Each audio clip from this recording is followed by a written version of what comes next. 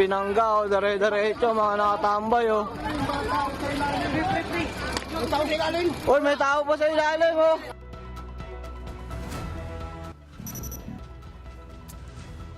You're seeing disturbing clips of a tragic accident that killed two cyclists in Manila. The two were resting along Bayshore in Pasay when a white van rammed into the roadside, killing one of the cyclists on the spot. The other one was rushed to the hospital but was declared dead on arrival.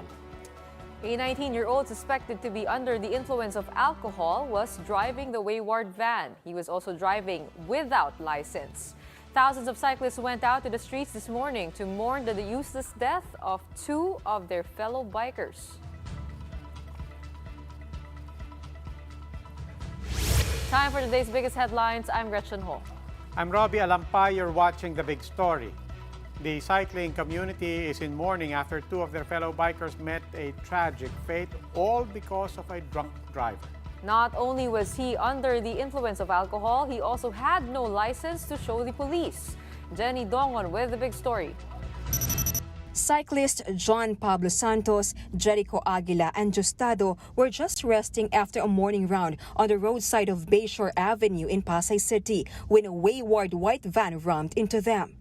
Justado was able to escape before the van hit, but his two friends weren't so lucky.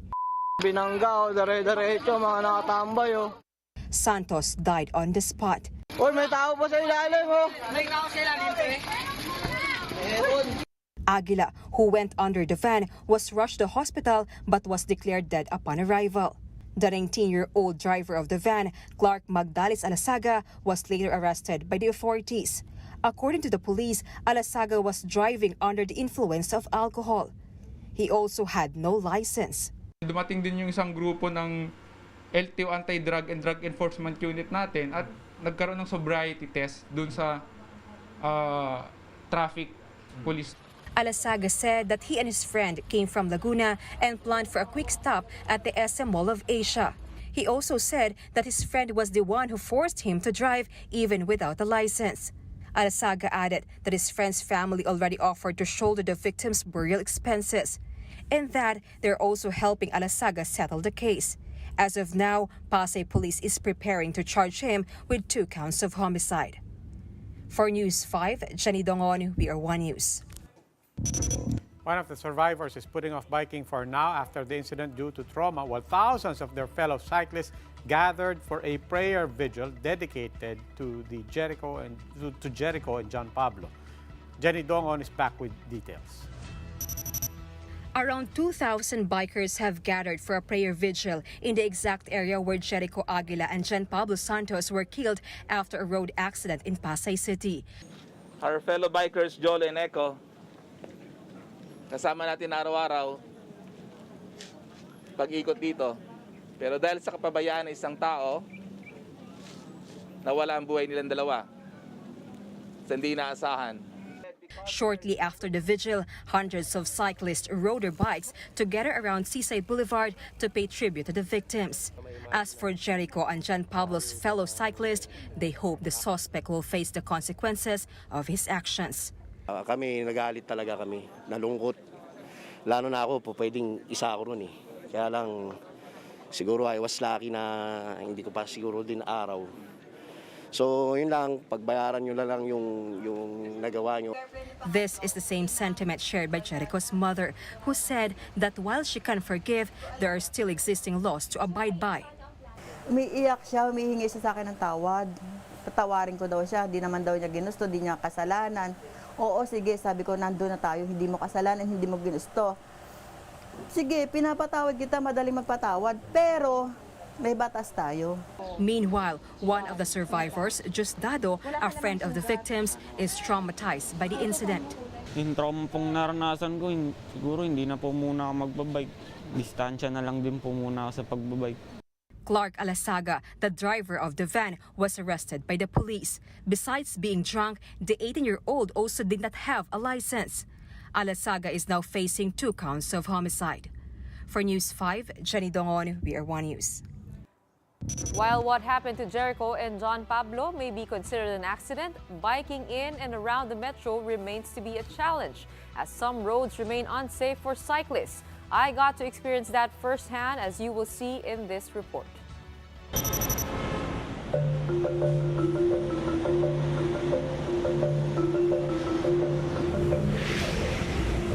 Juancho has had his car for over 3 years, but with the rising fuel prices, along with the difficulty to maintain it, he's decided to sell his car instead. Working as an architect and a mechanic allowed him some financial freedom. But the recent spike in pump prices has taken its toll. Juancho's solution to this? Biking.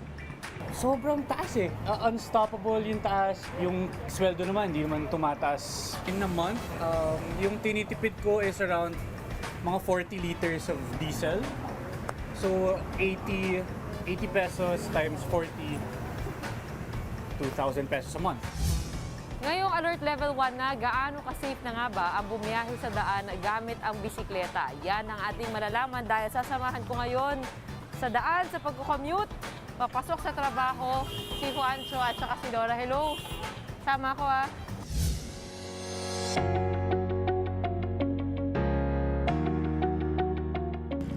From Katipunan in Quezon City, it was difficult to weave our way along the stretch of Boni Serrano Avenue.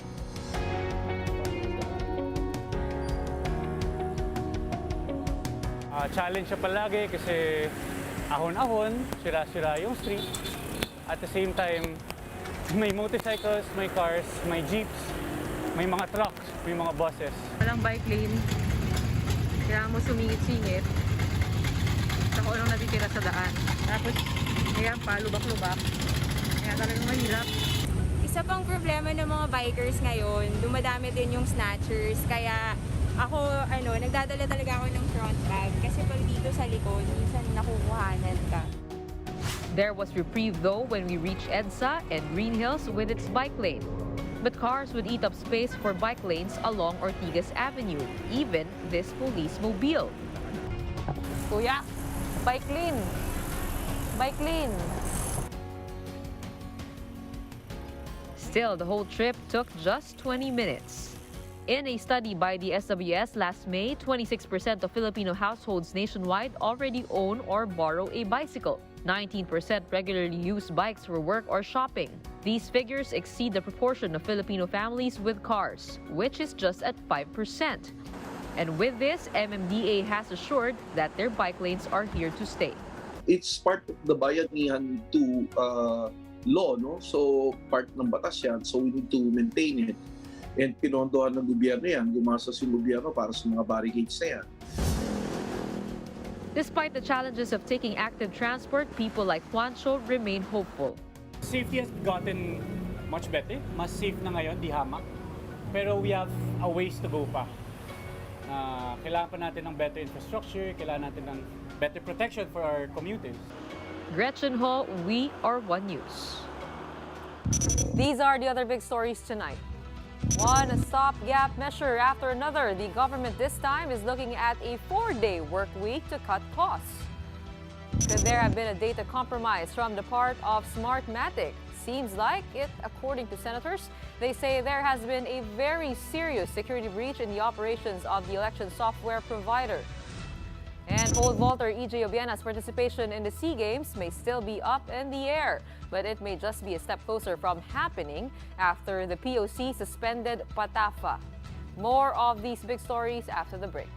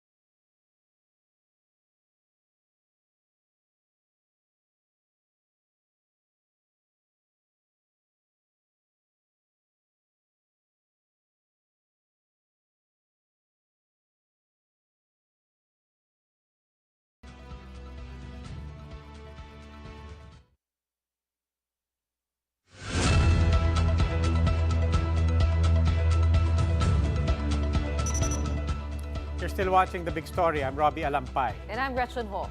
The National Economic Development Authority has suggested a 4-day work week as a solution to rising prices of oil and goods. This means this would mean longer work hours, more rest days, but are those benefits worth it? Mobile journalist Pamela Vasquez gives us a front seat to the story. Now that the proposal to suspend fuel excise taxes has failed, officials are turning to another solution: a 4-day work week. It was proposed by NEDA Secretary Carl Chua at the cabinet meeting this week in lieu of a wage increase amid fare hike. The Energy Department agreed it could help Filipinos minimize expenses. We also support yung panukala na 4-day week work at saka yung panukala rin pong palawigin muna natin ang work from home para sa ganun po mabawasan ng pagbiyahe ng ating mga mamamayan. Secretary Chua's idea is to extend daily working hours from 8 to 10. That way, the work week still adds up to 40 hours. But President Advisor for Entrepreneurship Joey Concepcion pointed out that this only makes sense for white-collar workers.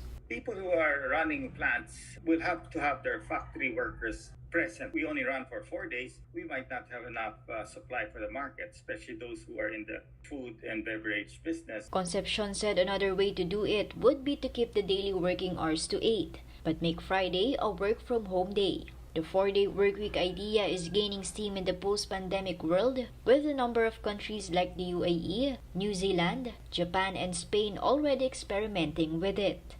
Economists say it also should not hurt economic output since it will encourage people to spend on their rest days. Later on sa weekend, gagamitin din naman nila sa pamilya yon para gumastos po sila. Magiging pinakamalaking driver of our economy.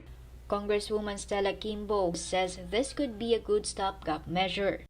Menos transportation, di ba? 1 day rin yun of expenses. Malaking tulong yun. Malacanang has already said President Duterte will make a decision on it by March 21. He has typically followed the recommendations of the economic cluster. Mobile journalist Pamela Vasquez, We Are One News. How wise or realistic would a 4-day work week be? That big question and more with the President of the Employers Confederation of the Philippines, Sergio Ortiz Luis Jr. Mr. Ortiz Luis, welcome po to The Big Story. Good evening to you and your listeners. Ay magandang gabi po. So, what do you think? What do employers think? 4-day work week? Well, if the purpose is to save gasoline or whatever, I think they're doing it the wrong way.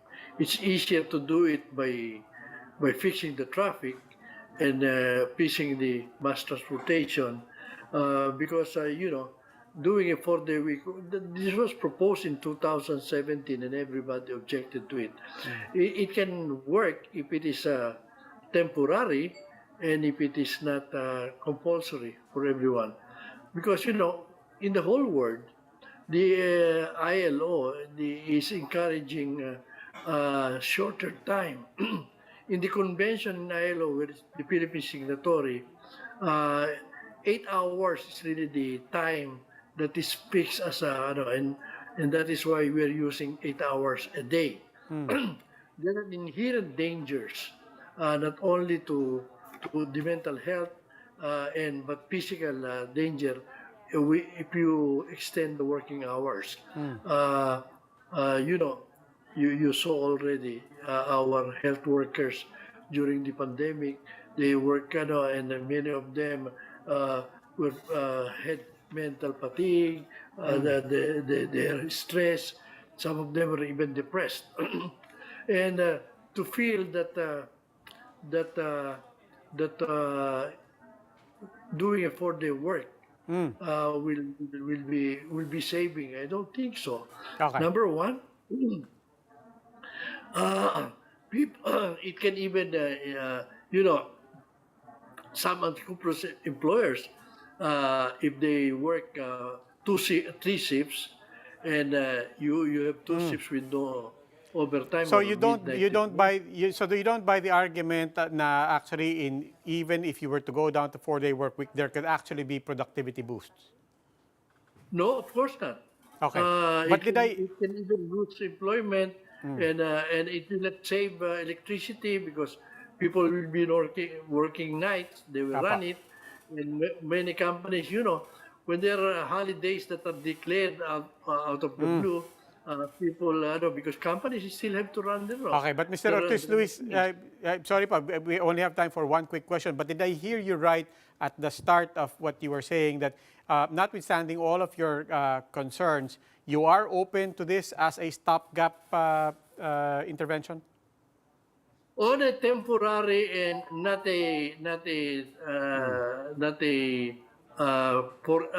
compulsory. We can look at it. Then the companies can do what they can to adjust. Okay, maraming salamat po. That was Sergio Ortiz Luis Jr., President of the Employers Confederation of the Philippines.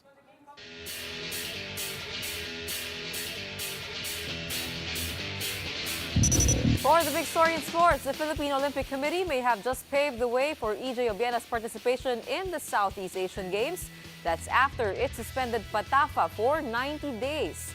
The POC said PATAFA failed to serve its purpose as the National Sports Association for Athletics. Recall that PATAFA did not endorse the pole vaulter EJ Obiana for the World Indoor Championship and the SEA Games due to unfinished mediation. The suspension means that PATAFA no longer has a hold on the SEA Games delegation. The Philippine Tennis Association was likewise suspended for failing to amend its charter and hold fresh elections. Time for another quick break. When we return, Smartmatic denies that voters' data was compromised after a Senate panel says there was a serious security breach in its operation. Meanwhile, a 7.4 magnitude quake jolted the northeast coast of Japan, leaving more than 2 million homes without power. And after a series of delays, a new queen was crowned. Poland has been named Miss World 2021, while our very own made it to the top 13. These and other big stories after the break.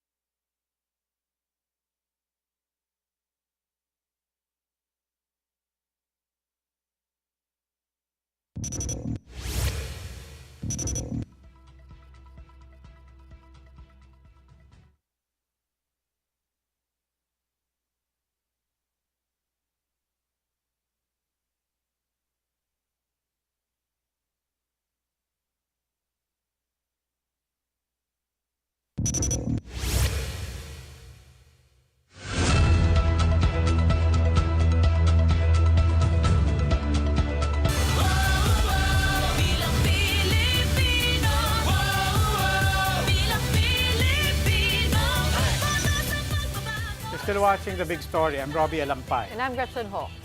Months after it was first reported that the Comelec system was compromised, the Senate says there was a serious security breach in Smartmatic's operation.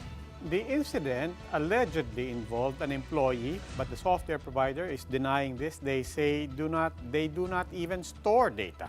Greg Gregorio has this report. Just a few months after Comelec denied that its system was compromised following a media report on an alleged hacking incident, the Senate panel on electoral reforms says there may indeed be no hacking, but there was a serious security breach in Smartmatic's operation. Smartmatic is a software provider for the upcoming polls. It may not be technically hacking. However, we feel that it compromises the processes and operations of Smartmatic in very serious ways. Senate President Tito Soto, who's also eyeing the vice presidency, says a Smartmatic employee was involved. Merong empleyado ang Smartmatic na nilabas yung laptop niya at hinayaang, well, not hacked, but hinayaang makopya ng a certain group. Recall that back in January, Manila Bulletin reported that Comelec servers were hacked, with sensitive voters' information hacked. According to Senator Amy Marcos, there were indeed some codes and important information which were posted online. Sinasabi nila yung information daw doon, yung iba bulok na 2016, may mga personal information. Ganun pa man, kinakabahan ako kasi may mga procedure ng Smartmatic, ang kanilang mga ledger, may mga picture ng kanilang mga opisina, may mga contact person sa Comelec. Smartmatic quickly denied the allegation.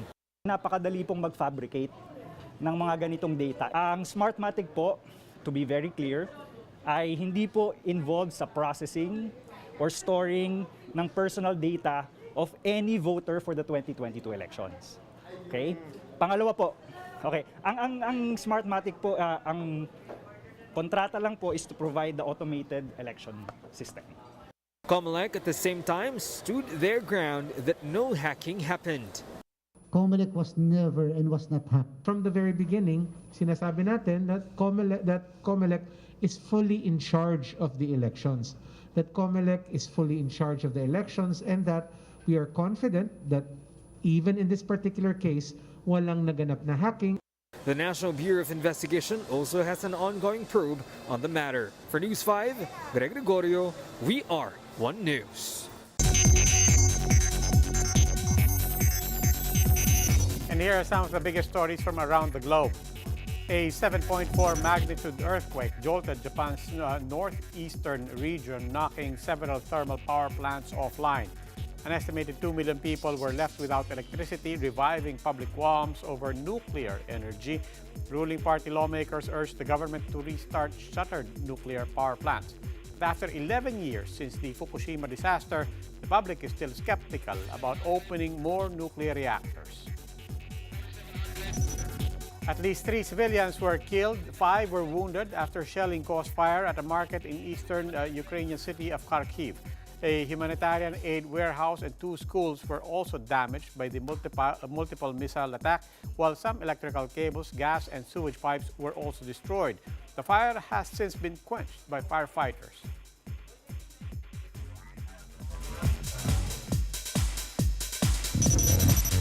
A new Miss World was finally crowned after a series of delays in Miss World 2021. Miss Poland Karolina Bielawska clinched the blue crown, besting 96 other aspirants. The longest reigning title holder, Miss World 2019 Tonian Singe, passed the crown to Bielawska. Meanwhile, our very own Philippines' Tracy Maureen Perez ended her Miss World 2021 journey at the top 13. Despite failing to enter the competition's top 6, Perez still went home as one of the winners of the Beauty with a Purpose and head-to-head challenge. So far, the only Filipina to bring home the Miss World crown is model and actress Megan Young back in 2013. For News 5, MJ Marfori, we are One News. Ironically, it's not even every day that you hear the national anthem, but more so if you are in a different country. While in Georgia, 2 tourists spotted an individual who was playing the instrumental version of Lupang Hinirang on an accordion. The accordion player also accompanied his performance with some dance steps. He even said, "Mahal kita, Filipino," towards the latter end of his performance. The video has gotten more than 141,000 likes, more than 3,200 comments on TikTok as Filipinos praise the musician for performing the Philippine national anthem.